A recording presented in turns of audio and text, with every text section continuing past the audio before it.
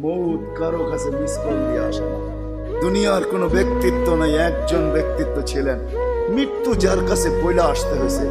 আল্লাহ নিজে বলছেন মালাকুল মৌতকে, বন্ধুর কাছে যাবে, অনুমতি দিলে ঢুকবে, নাইলে ঢুকবে না। অনুমতি নিয়ে বুকে হাত রাখবে, নাইলে রাখবে না। আমার বন্ধুর অনুমতি ছাড়া হাত রাখবে না বুকে। একজনই দুনিয়াতে ব্যক্তিত্ব ছিল যার কাছে অনুমতি নিয়ে আসছে, কারো কাছে আজ পর্যন্ত অনুমতি নিয়ে আসে আর আসবেও না। সত্য এটাই।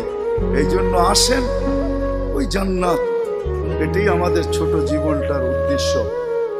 এই জন্যই আল্লাহ ডেলি ডাকে, 5 বেলা ডাকে, গ্যারান্টি দিয়া ডাকে, সিল লাগা ডাকে। ইদা সালুহা সালুহা সাইরুল আমাল।